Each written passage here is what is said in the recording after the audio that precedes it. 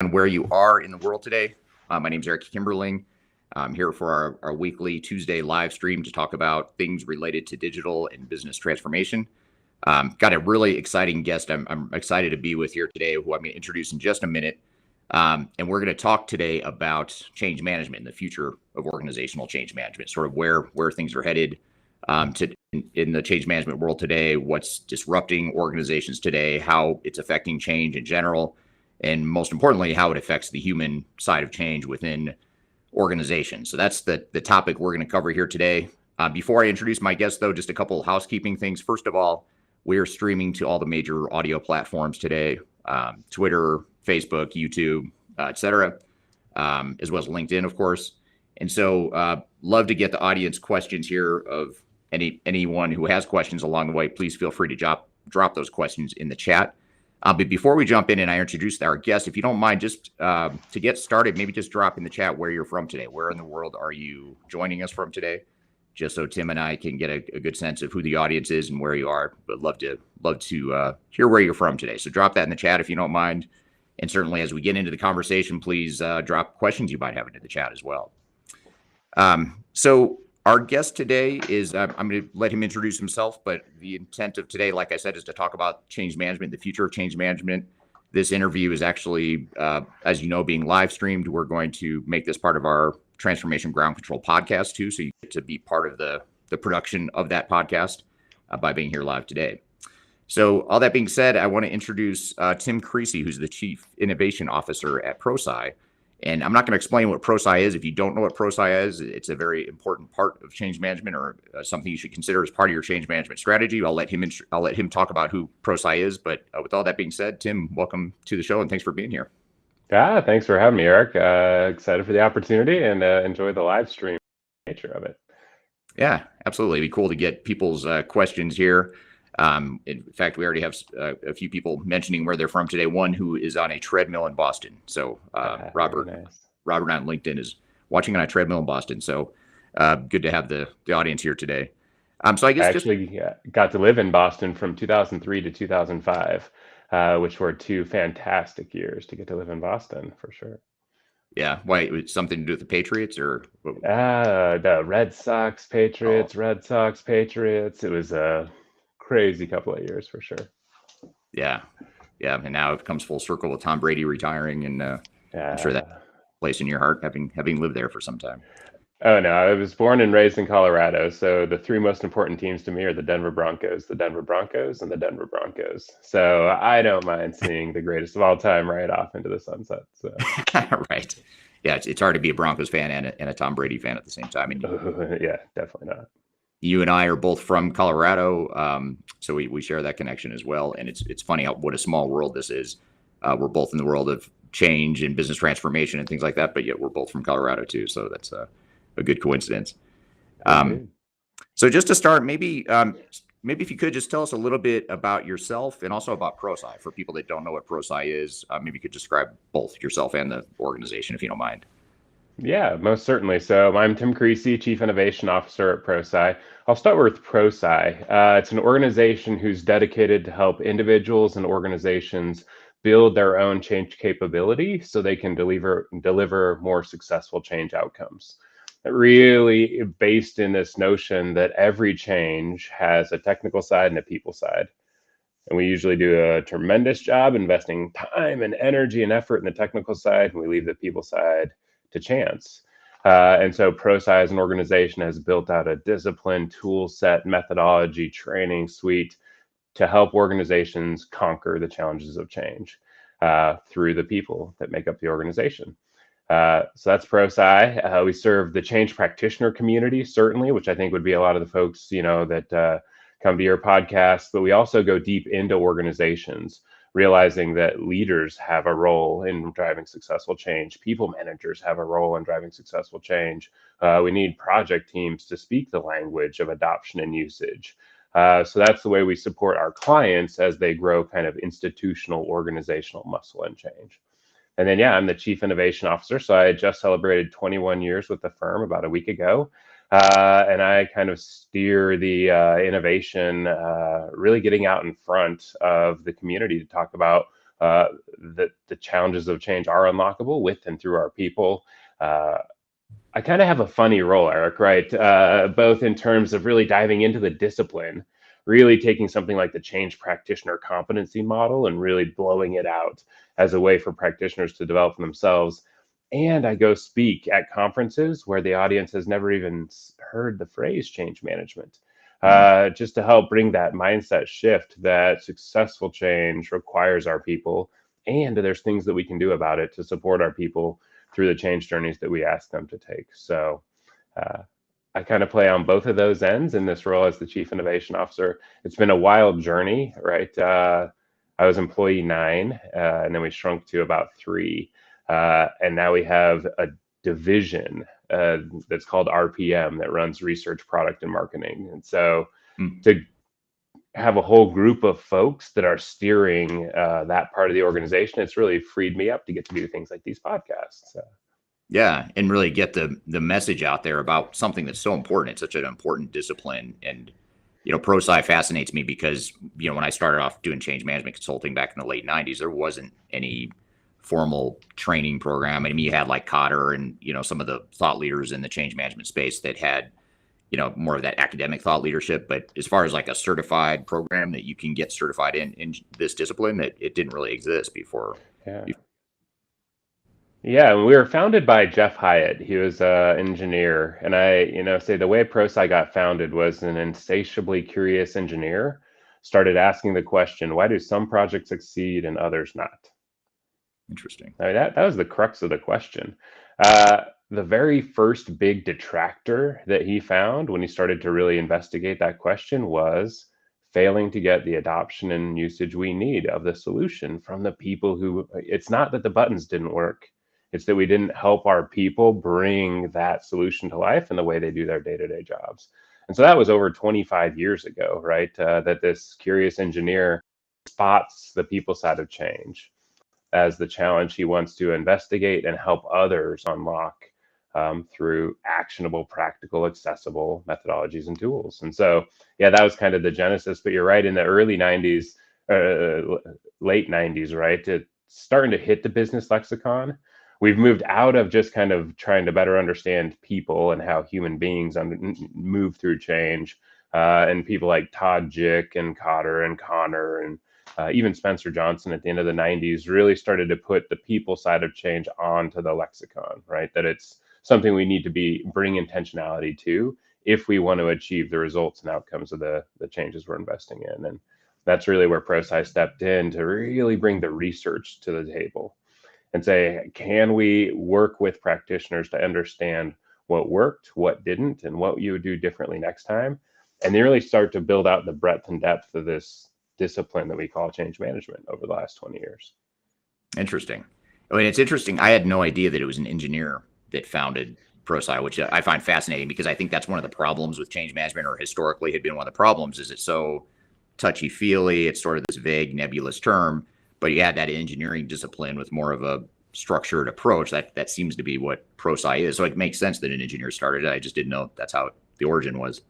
And I think that's why people got drawn to it, right, Eric? Because it threaded the needle between a systemic mechanical approach in view of the organization that the engineer has with business psychology, sociology, anthropology, all of the human components, because we know our organizations are made up with human beings. And so, yeah, I think it's a unique blend of structured intentionality around the human side of our organizations.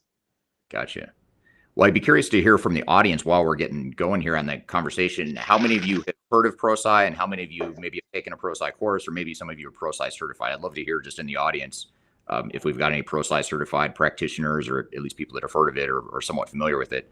And certainly if you're not familiar with it, that's exactly why we have Tim on the show. So that's no problem either. You want to hear one other little bit of backstory about the certification? Yeah. So 2001 is when we did that first. That's when I joined the firm. We build and released the first methodology as a toolkit, because Jeff envisioned ProSci as a product organization, books and binders, right? Like, this is the very first ProSci research report. There's two of them that we know are in existence. It's 30 pages long. The current one's like 4.5 pounds. But he really envisioned the organization being a product organization selling books and binders that captured what we were learning about the people side of change. But people kept coming to us and saying, we need you to train us in this. We need you to train us in this. And so I kept hammering on him. And he came back and set the bar. And I think kudos to Jeff. I think this was a nugget of PROSCI's success. He said, we are not going to build a 3-day training program. We're going to build a transformational experience that empowers people to feel like they can tackle a challenge that they never thought they could tackle before. It's not 3 days of lecture. It's a 3-day transformational, empowering experience. And if you can design to that, then we'll step into this training space. And this was back in 03, 04. And people who attended those early programs remember the days of chili cook-offs and karaoke up at a dude ranch out, in the mountains of Colorado. But it was around that mindset and tool set shift that was coming from seeing the people side of change as something we could navigate and manage. Interesting. That's super interesting. I had no idea about the origins. In fact, when you and I first started talking about this interview, I thought you started PROSCI just because your name has been so prominent and attached to it for so long. And you started out of college, is that right? Weren't you just out of college or something when you started there? Yeah, I joined up with PROSCI. I was going to go do a PhD in comparative economics because my background's in political science and economics. And my partner at the time, now wife and mother of my children, was getting a teaching degree. And so I needed to find something to do in northern Colorado for about 1.5 years. Until I went and did that PhD. And so sure enough, stepped into PROSCI and became fascinated with what I call the microeconomics, right? If macroeconomics is how the economy is working and microeconomics is how a firm makes decisions, what really fascinates me is how Andy, Becky, Charlie, Debbie, Eric, what makes individuals tick? What makes them navigate and make the decisions that they make? And so microeconomics is kind of the academic lens I've kind of layered onto some of the learning that we've been doing for a couple of decades. Interesting. That's very cool. Well, just to kind of turn into the audience here, just where some of the people are joining from today, we've got Justin from Pittsburgh. Thanks for being here, Justin. Robert is the one on LinkedIn who's watching on a treadmill, which is great multitasking. Talking about leading change, you've got to be able to multitask, and that's a good demonstration of it there. Dubai, we've got a couple people from Denver. So thanks for being here. We've got Ukraine. I won't show and list them all, but there's a global audience here. I know we've got Dubai in here as well.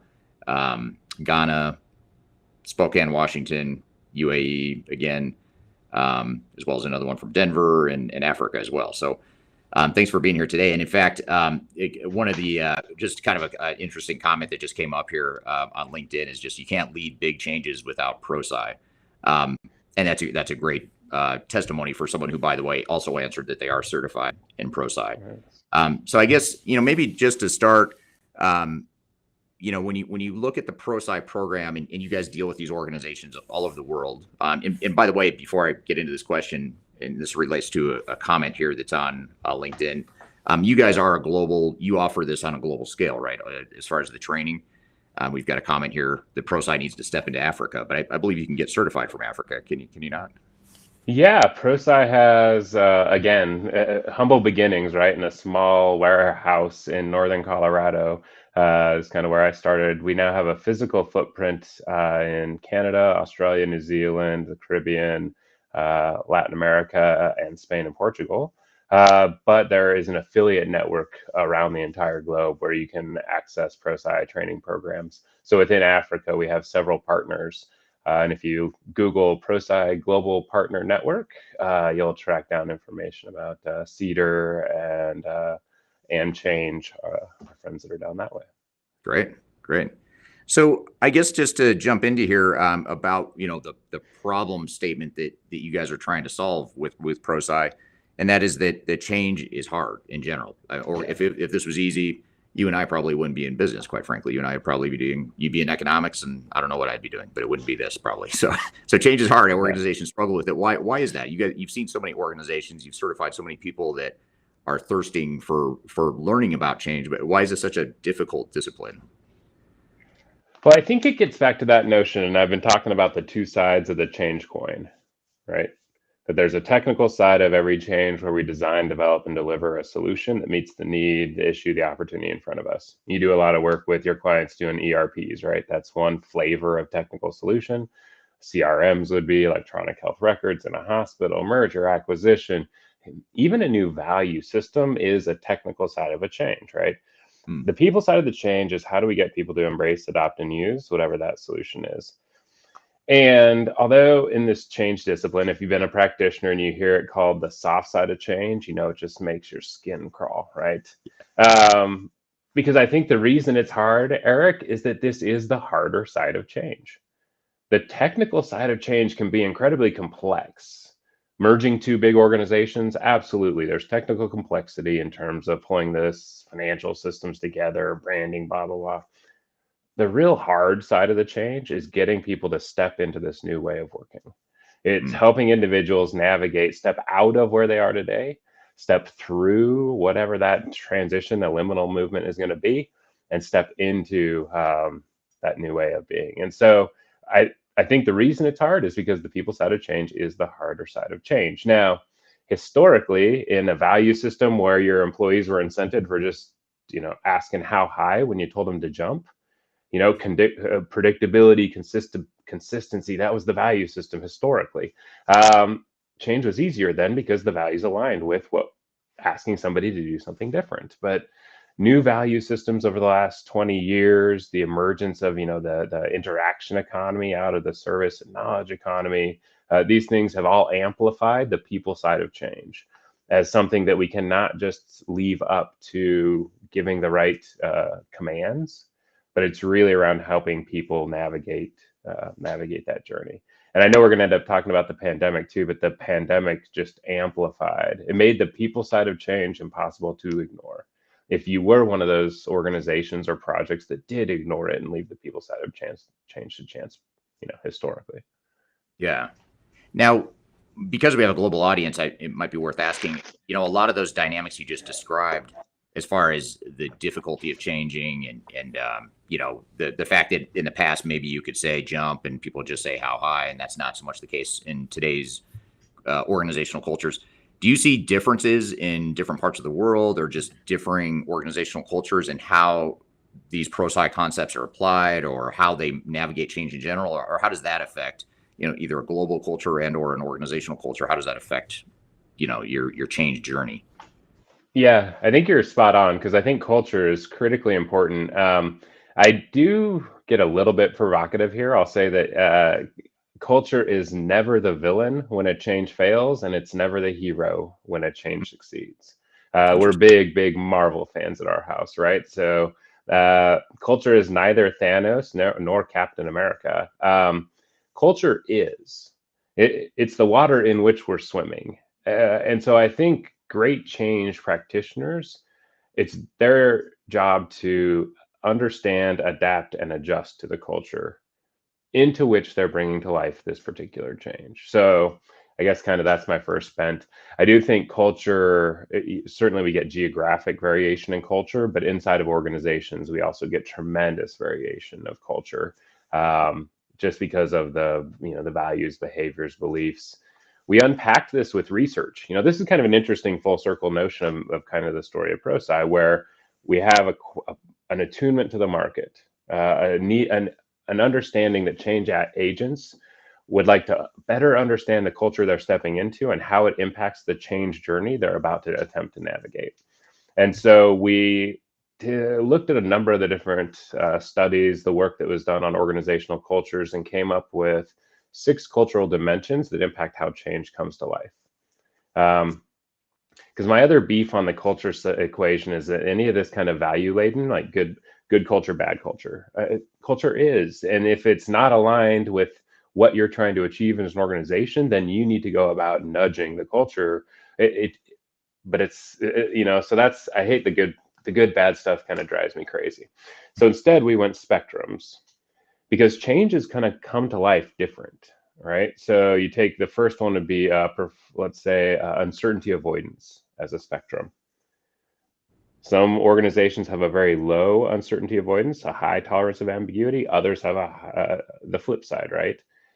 Neither is good nor bad, but they impact how change comes to life. And so we built a body of research that's contained in the PROSCI, body of knowledge that says for each of these 6 cultural dimensions, individualism, collectivism, what are the challenges of bringing to life change in an individualistic culture? And what are the adaptations you need to make as a change practitioner? What about for a collective culture, right? Power distance. Is the organization this high or this high in terms of the orientation of where people think they need to get permission? Neither good nor bad, but this organization requires different change tactics than this organization. And so that's what we've built out in the research, is this whole set of, for each of these dimensions, what are the challenges and adaptations you would make depending on where you live in that cultural phenomenon. Culture is going to be really fascinating going forward, I think, because I've spoke a lot in the last couple of years about the involuntary digital transformation. That's what happened in March of 2020, right? For all the talk of all the executives, of all the clients you help, right, about digital transformation leading up to March 2020, they were mostly enamored with the technological revolution. And then all of a sudden we saw the digital transformation happen during this instantaneous work from home experiment. The cultural transformation that organizations have in front of them cannot be allowed to be involuntary, right? We need to make sure that we step out in front of shaping the organizations that we want to live in and be part of as organizations going forward.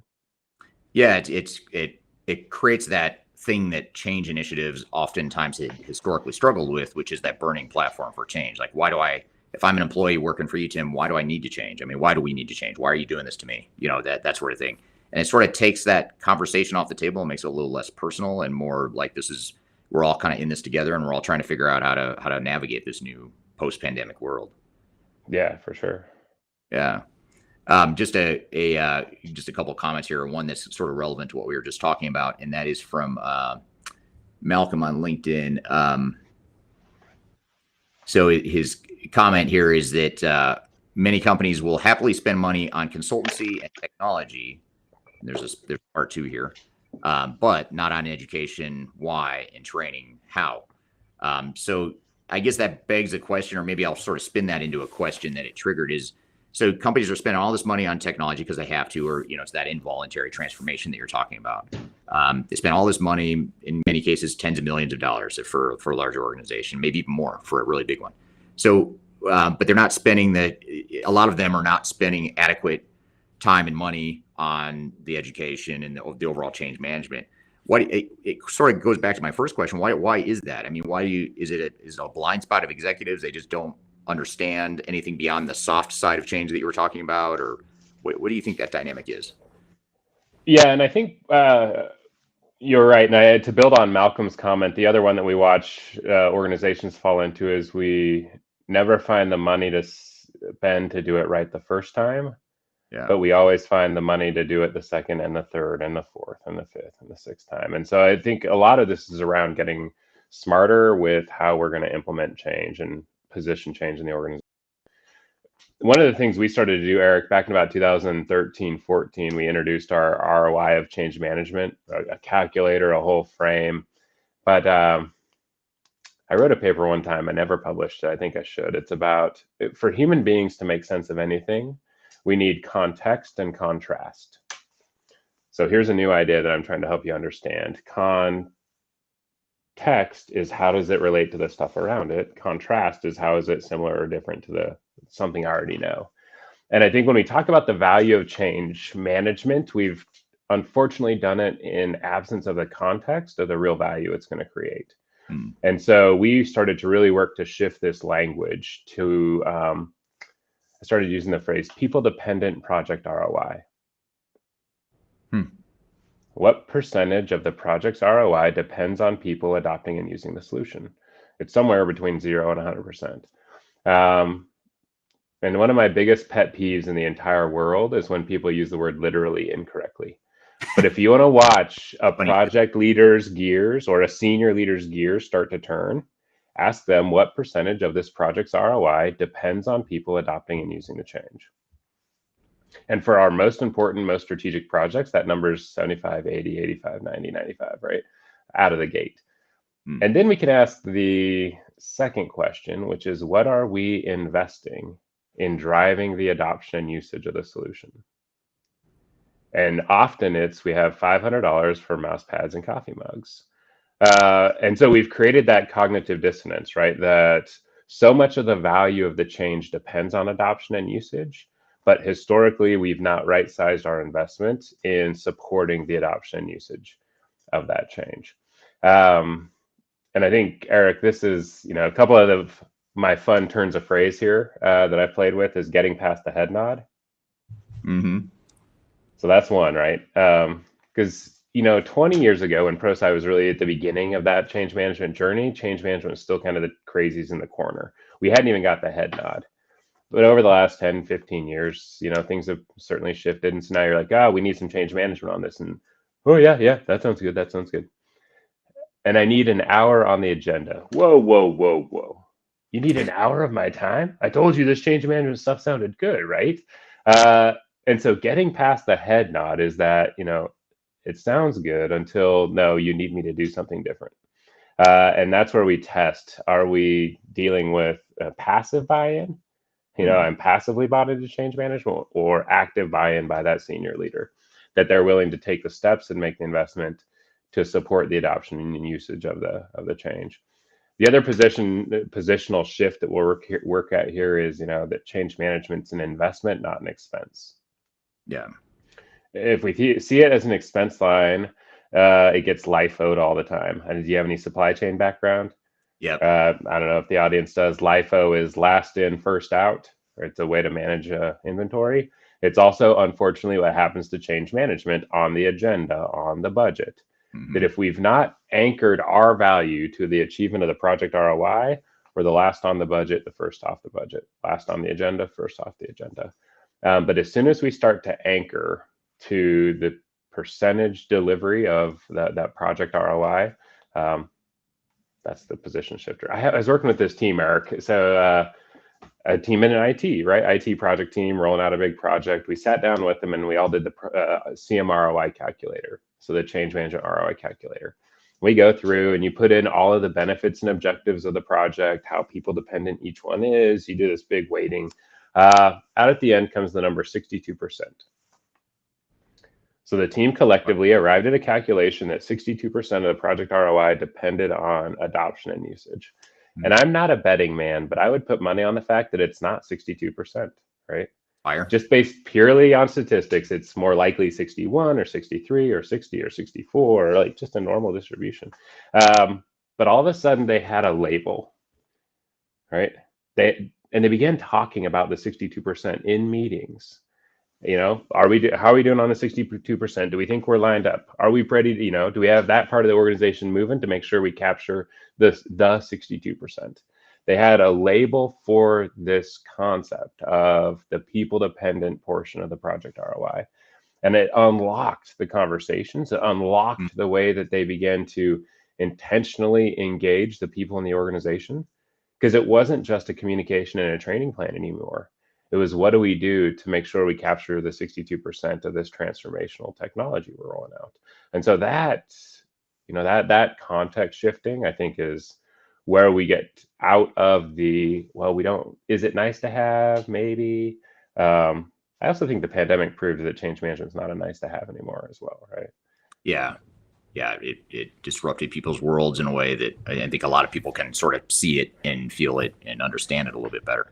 But you bring up a really interesting point that I hadn't thought of before, which is that you're talking about hanging your hat or being able to latch onto a number like that 65% or whatever the number is for any organization. It's X% of the business value is tied to people, and I think that's really interesting, because I think a lot of organizations struggle with the inverse of that, which is sort of what you were saying before, which is the soft nature of change management, in that. Yeah.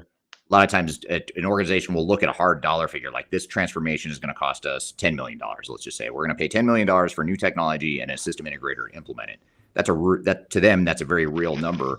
But then you start saying, well, and then we're going to spend $500,000, $1 million on change management. then it's like, well, back to your LIFO point. Or we could cut that $1 million and only spend $10 million instead of 11. But the problem is that $10 million that's not a real number. It's a number, but that number is not going to materialize that way if you don't invest in change management. So that's the other thing too, is like, it's not just value you're trying to get. It's also even more short-sighted than that. It's like just that $10 million could quickly turn into $20 million if you don't spend that $1 million or whatever the number is on change management. And so it's like, I find too, you've got to counter that same concept you just described. You have to counter that on the cost side of other non-people aspects of the change as well. Have you seen that Absolutely. Before? Oh, for sure. Because you know what the two most costly letters in the project world are? What? R and E. Rescope, redesign, retrain, revisit, replatform, reteam, retreat, resign, right? When we don't think about the adoption and usage component of the solution, because there's always going to be the two sides of the coin. If we only focus on that $10 million technical solution for that digital transformation and leave the people side completely ignored, that's when it turns into a 20 or a 30 or a $40 million project with all kinds of re's, because we've only tended to this side of the coin. And both sides of the coin, we're not investing the $10 million in that technology to invest in the technology, right? There is a to what end? There is a how are we as an organization going to be different once this technology has been brought to life? And that is what depends on that people side of change, right? Right. The buttons work. The buttons work. It's whether or not we have become a more collaborative, integrated organization because we brought this technology to life, right? Right. Yeah, that's very true. And the other one last thing I'll add to that is I don't know where it fits into the concept. I love that thought though, because that's absolutely true. Rescope, redo, redoing stuff costs a lot of money. But it's also like, what is the go live or the cutover to a new future state? What's that going to look like to you? Is it going to be, I guess it's a little bit different nuance from the business value that you were talking about. And this is just more, don't shut down the operations. Don't screw up our operations time we transition, which a lot of companies do, and they don't quantify that. So if you can also quantify the risk, like if we can't ship product for a month, what does that look like? What does that do to our financial? And if you put it in that context, a lot of times especially if you can tie it back to that 65% or 75% that is driven by people, then all of a sudden it becomes a lot more tangible to executives to say, well, we don't want that because we don't want to shut down operations or not ship product or not be able to close the books. Well, if you don't want to do that, you should probably invest in the people side, because that's what's going to mitigate that risk largely. Absolutely. If anybody's on LinkedIn and wants to go find, I have a Pulse article called "The Costs and Risks of Poor Adoption and Usage," and it's about a bullet list of about 400 costs and risks if we don't get the adoption and usage of the solution we need. And I've turned it into a poster. It's a really cool poster. It's like, and I tell people, I'm like, it's, the font's tiny and it's supposed to be. Because the way you do is you print this out and sit down with the project leader and you say, all right, for this project, are we worried about any of these things? Attrition, unintended negative impact on customer, the loss of information, loss of, active resistance, passive resistance. There's all of those things that are part and parcel to the way the people side of change, gets executed and rolled out. Right. You want to hear one of these recost stories out of my personal life? Yeah. I got a couple of boys. They're building a new park here in Boise a number of years ago, and they put this big splash pad, right? So these splash pads, it's hot here in Boise in the summer, and so there's water that shoots up from this big pad, and the kids run around and get wet and cooled off. And so they build this park, put this huge splash pad in, and they paint it like a big, beautiful star, like a sunburst.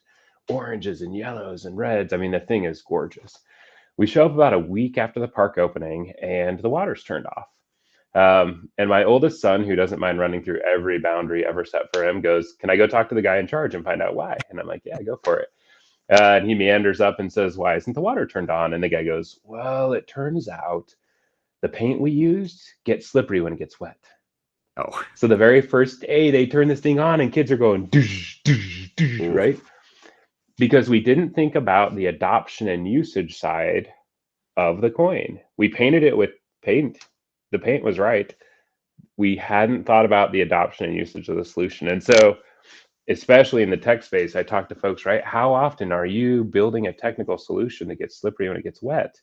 Because you didn't actually go out and figure out when and how and where it was going to get brought to life. So, Yeah, um, the that's a great. sad thing is, I mean, that talk about the recosts here, right? Now they had to scrub this thing and get all the paint off, and to this day, it's probably 6, 7 years later.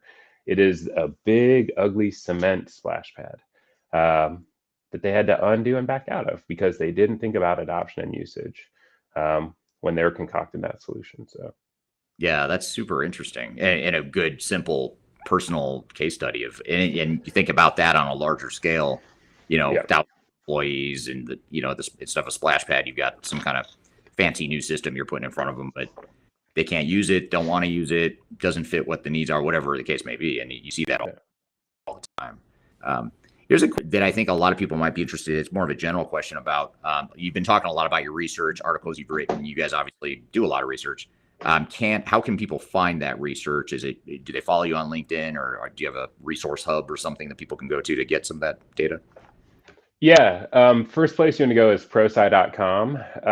There's loads of free information there. There's a whole entire resource center. There is multiple days of webinar recordings. I actually was building an article. I might release it this week where I pulled 24 of my favorite webinar replays to build Mm, out essentially a literal professional development day, right? And these are all just free webinar replays. There's blogs, thought leadership articles. That's where you can access the research. And it's available in ProSci's Hub Solution Suite, which is our cloud-based tool platform. It includes tools for executing the methodology, learning tools, but then also all of the research is accessible and lives there too. great, good. And then I'm pretty active on LinkedIn. Yeah, so if you want to find me on LinkedIn, that's where you'd want to find me, especially if you want these professional development day of webinars coming in the next week. Yeah, you put out really good content, and that's I've been following you for years now, and that's why I thought you started ProSci because everything you put out. Yeah, Uh, you've got really good stuff. So if you're not connected to Tim on LinkedIn, that's where I am most connected to you. So that seems to be a really good spot to connect with you. Um, here's an interesting question. I get this question all the time, and I honestly struggle with this. So I'd be curious to see if maybe you have a better answer than I've had historically, which is, what does it mean to spend money on change management? What exactly should firms spend on? Is there a dollar, or not a dollar amount, but maybe a percentage of your overall budget or something that you should think about? I mean, how do you quantify that for someone who's looking for something more tangible than just go spend more? yeah, it's a great question. And there's not kind of a common, I don't think we've standardized on what goes into the change management budget. In the research, there's some pretty good data around what components people typically put into a change management budget. It's often a team member. If it's not someone's job, it's no one's job. So Right. a team member dedicated to driving the adoption and usage of the solution, certainly training materials, communication materials, event consultancy is where we actually see the dollars getting spent. We see a wide range of investment of kind of percentage of project budget spent in change management. Usually the range will come in the 10 to 20%-ish range, but of course that depends on the nature of the change, the impact, the all of those components as well, right? Because I can think of a technology in the technology space. I can think of a huge spend on a technology project that actually has a very small people dependent project ROI, like a purely back end hygiene. We got to spend a lot of money, but there's really two guys whose job is going to be impacted by this technology hygiene project. So it's a huge technology spend, but there'd be very tiny percentage that's on change management. I can also envision tons of changes that have very little technical spend, a new values system, right? ProSci, our senior leadership team, rolled out a new set of values at the beginning of 2021. There's 6 words and these 6 awesome we statements underneath each of them. That was the technical side of the solution, but the people side of that change is all right. That it's all in behavioral mindset shift, that component. And so I don't think we can just pick a number and say what percentage. It's almost always more than we are already. And off the side of the desk is a dangerous way to resource it. So, a couple of thoughts on the resource. Have you ever met a executive or project team or an organization in general that said, you know what, we went through the transformation and there were highs and lows or whatever, but I really wish we would have spent a little bit less on change management. We overinvested in change management. We should have spent more time and money on the technology piece. Have you ever heard that in your career? Because I'm waiting to find someone who has. Yeah, I have never yet come across the, what, we overdid it in terms of helping our people be ready and prepared and equipped for this. Yeah, if we would have just spent more on the technical side of the coin and less on the people side, I think, yeah, I've never ever heard anybody kind of go down that path. And if you combine all the organizations that you and I have touched over 20 years or whatever it's been, I mean, that's a lot of organizations. That's a pretty big sample size, I'd say, not to say it doesn't exist. Maybe there's someone out there who has overspent. They wish they would have spent less. But I guess the reason I asked that question is you deal with organizations that haven't been through the process yet. And it's easy to say, well, change is different here. Yeah, I get it. Everyone else has problems with change. But here, everyone's excited about it. They want to get onto this new system. So I don't know why this is such a big deal. Why are we talking about change management? Everyone's on board. Do you get that dynamic as well, where it's sort of a blind spot that you're assuming that because your people are supportive of the project, that they're therefore not going to have problems adopting or adapting to the new changes? Yeah, you run into a couple of these different blind spots, right? There's that one, there's we've delivered successful change in the past. Why do we need to do it differently this time? I think I can just tell people to do it. What I think is interesting when we've been with organizations that have been on a bit of a journey, at the beginning, it's around bringing structure and intent to the adoption and usage of a particular change, right? So often it's wrapped around that big technology transformation, a big major initiative where we realize the people side is critical enough that we're going to do something different this time. What's interesting is as organizations start to grow the muscle and it becomes repeatable, I kind of describe it like safety. You do a big manufacturing firm, then they do a big, huge safety push. And so you get all the policies, the procedures, the methodology, the protocol, the language. You got to get that stuff all embedded because eventually safety is job one, needs to be part of what everybody embraces. Similar to change, right? Change is everyone's job. That should be part of the moniker in the organization. But if we get to the point where change is everyone's job, it doesn't mean that change management goes away. It means it comes to life differently, right? It gets manifested. The practitioners of change management, the professionals of change management in the organization become more enablers than executors of the practice. They're out there, right? It's a shift towards growing change muscle as an organization. Resilience, tenacity, flexibility, durability, where the people side of change is the expectation, not the exception, when we step into changes. But that's a long evolutionary journey to get to that point where it's really embedded into the DNA of the organization. Right. And a sort of another question from the audience here that sort of piggybacks on that thought, and it's actually too long to include here, but I'll read the rest of it to you. So it's that behavioral and cultural change relies on reinforcement's consequences instead of predecessors and triggers. So the onus falls on leaders and managers to do something different, but it's often overlooked. And the crux of his question that didn't show in the text box here is, how do we flip the script in that failed projects are the fault of management, not end users? And I love that question because I think that's a scary question to ask. And especially if you're an executive listening, you might not want to hear this question or the answer, but I'd love to hear your thoughts on that. Well, I go right to the research, right? This is the very first one from 1998. We asked, what was the greatest contributor to successful change? And in this very first study, it was active and visible participation by our senior leaders.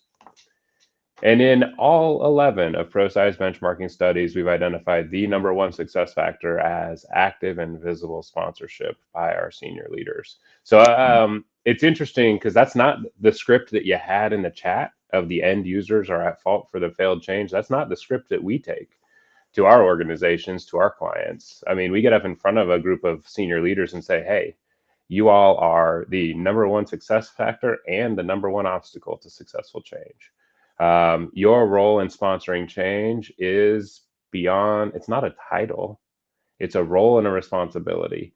And to kind of go full circle on the ProSci story, this is where we lean back into the research, because we built a research basis for what is it that senior leaders need to do to be effective sponsors of change. And out of the research came active and visible participation, build coalitions, communicate directly, what we call the ABCs of sponsorship. So now we go into the organization and say, if you organization want to be able to outchange the competition, outchange digital transformation, outchange all of the things coming at you, your leaders need to grow the muscle of being great sponsors of change, which means they step into fulfilling their ABCs each time. When they decide to launch a project, they know it's beyond, the funding, signing a check and signing a charter. They know that they're signing a check, signing a charter, and signing up to be active and visible participants, build coalitions, and communicate directly. And that's where this muscle, where change management goes beyond a project by project discipline and becomes an embedded part of the organizational, how the organization operates. So. Yeah, absolutely. That's a good point. And then Kelly on LinkedIn has another good point, which is more of a comment than a question, but curious to get your thoughts on if you've seen this work. But one way to get leadership involved is to set up a governance body with senior leaders, and as the change lead, require discussion and sometimes training on change leadership. Slip it into the governance chartering of the change effort, which I've always been a big believer in this whole Trojan horse approach to change management. I almost hate to use that term because it has a negative connotation, but you sort of have to. It's not even that you're misleading people in that way. It's more that you're sort of baking it in the overall DNA of the project, rather than saying, here, as you refer to them, these are the crazies off in the corner. They're going to be doing all the change stuff while we do all the real work over here. You gotta combine that and sort of make it part of the overall team. Have you seen that work effectively, or what are some of your thoughts there? Yeah, the analogy that our CEO, Scott McAllister, uses is that change management should be there to get the Best Supporting Actor award. The Nice. Best Actor award always goes to the project, right? It is the initiative that senior leader put their money into bringing about. Change management's there to get the Best Supporting Actor award, to help you achieve what you already signed up to deliver faster and more completely than you thought you're going to be able to anyways. And so I think that's really the notion of how do we help our senior leaders realize that investing in change management is an investment in delivering what they already promised to deliver, by addressing those, again, the biggest detractors of them delivering what they deliver. One of our other favorite clients, it's a state government here in the US. We had the COO come and speak to a company-wide meeting at ProSci last year. And her analogy that she uses is change management's like the water on the water slide. Like the dynamics of a slide is that you're going to end up at the bottom. Like this ERP is going to get rolled out no matter what. But do you want to go down the water slide without water, or do you want to put something in there to help ease that journey that people are going to be on? So, Right. We also have clients that'll build sponsor contracts. I mean, sit down with a sponsor, and the sponsor contract has 3 parts: why your role matters, what you can expect from me, and what I need from you. But it's really around establishing that expectation up front that change management's not something else. It is what you need senior leader to deliver on the promise of your most important initiatives. Right.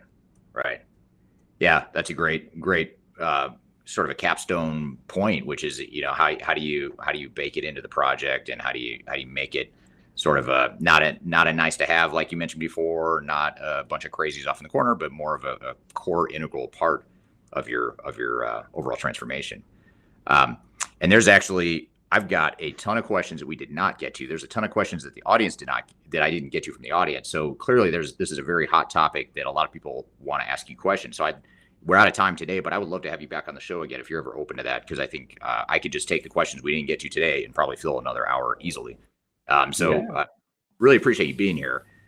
There's a lot that I'd love to unpack with you in the future, but I think this is a good intro to what ProSci is, what change is, what some of the challenges are that organizations typically face, why change is important, how you can help sell it to your organization and make it part of your overall team. So really appreciate you being here today, Tim. This is super good stuff. Yeah, Eric, thank you for the opportunity. I think, we really think this is meaningful work. It's the right way to treat our people to set them up for success when we ask them to take on a change. And this discipline is what has grown out to enable organizations and project teams to be more thoughtful about treating their people the right way. And the neat thing is, it delivers better results on time and on budget, and it helps our people navigate the challenges of change. So, Yeah, really, absolutely. thanks for having me, Eric, and looking forward to it. Absolutely. Yeah. Thanks for being here. Best way to reach you: LinkedIn, ProSci. What else? Else you throw in there? Yeah, ProSci.com and LinkedIn are going to be the two best ways that you come track us down for sure. Perfect.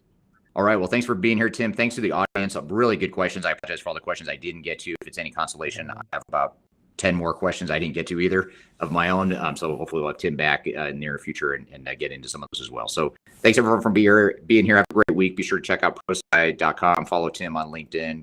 You can connect with me on LinkedIn as well. And have a great day. And you'll see this interview become part of our Transformation Ground Control podcast that gets released a week from tomorrow.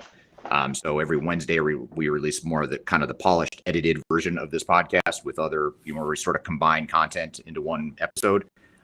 And you can find those every Wednesday on all the audio podcast platforms, as well as YouTube, LinkedIn, Facebook, and Twitter. So thanks everyone for being here. Have a great day, and we will see you all soon. Thanks again, Tim. Thank you. Bye. All right. Take care. Bye.